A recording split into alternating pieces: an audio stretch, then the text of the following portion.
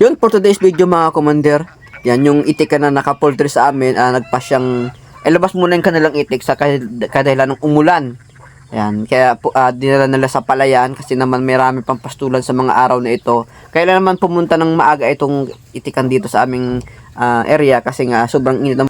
Walang mainom na tubig ang mga itik doon sa palayan mga commander. So kaya nagpasya yung may-ari si Paring Mark at si Matet na ilabas muna yung kanilang itik at mayroon pang palayan na papastulan sila sa mga araw na ito mga commander. Yan mga commander, hinaboy na ni Ryan ang mga itik papunta doon sa sasakyan o doon sa kulong-kulong ng aso makulit.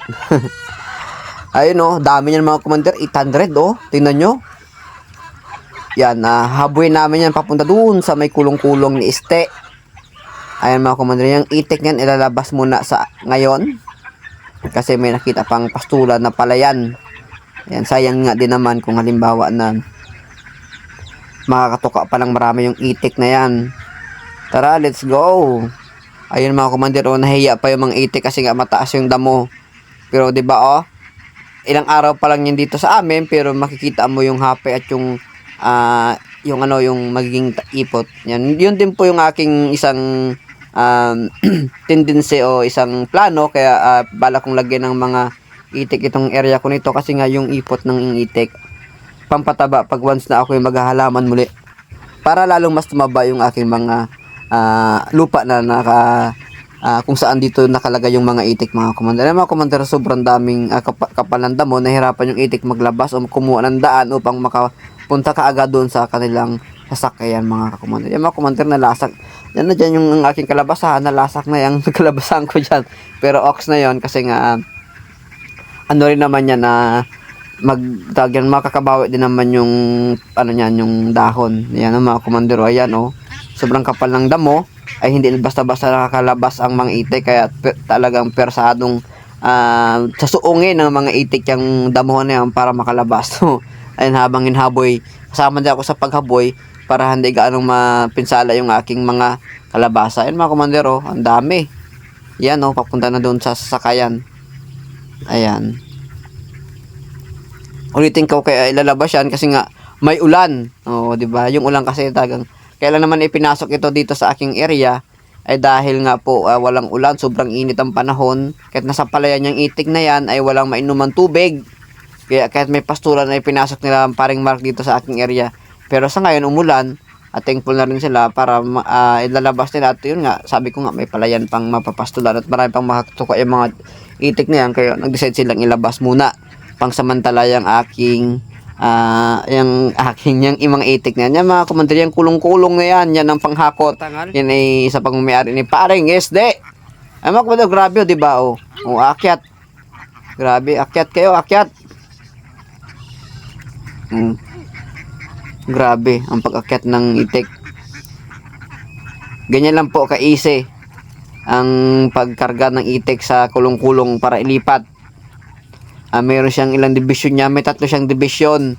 Division 1, Division 2, Division 3. Ayan, para hindi nga naman magsiksikan. Yan, pag halimbawa napuno na abot na ng capacity yung sa taas na yan, isasara yan, meron pa yung sa baba. Meron pa sa baba, dalawa pa yung division na yan, dalawa pa yung layer na yan. Para di nga magsiksikan mo kung na-traffic yung yung itik. Na-traffic o pinababa muna nila.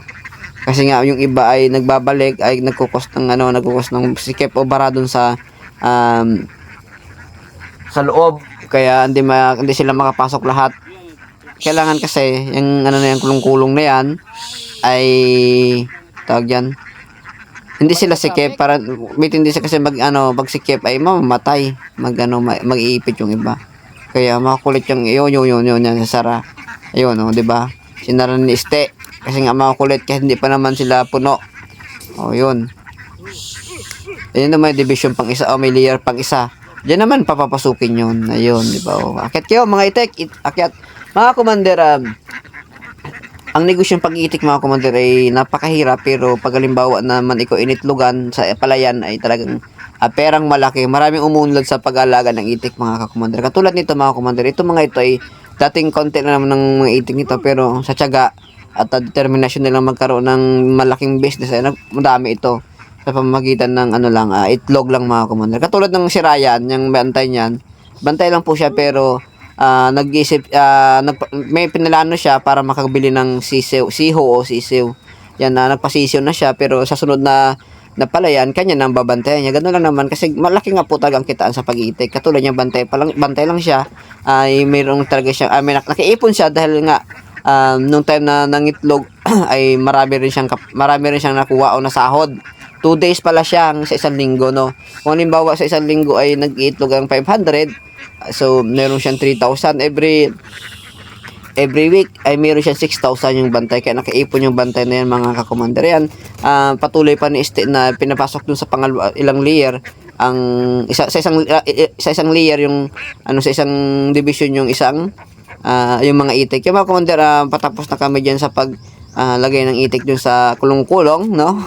Kaya ang ginawa nila Mark, yung may-ari, at si yung may-ari ng kulong-kulong ay nilagay nila sa luag na layer yung mga itik na sikip dun sa kabila. Ayun, tapos na mga commander, oh. Ayun, hanggang dito na lang mga commander yung aking pagko-covered sa paglabas ng itik nila paring Mark at ni Matet. Ayan mga commander, kung nakaabot kung sa video nito, paki-follow naman po, paki-subscribe at paki-react naman po mga ka-commander. So sa lahat pa nang nagsusuporta kay Commander Duyubik, maraming salamat. At yung akin namang pinapalabas ay makakuha kayo ng mga tungkol kung ano yung mga business nyo, kung sa gulayan man o sa pangisdaan, sa kay pagpupultri. So maraming salamat mga ka-commander. Wag nyo sana kung kasawaang suportahan. So bye bye, thank you so much.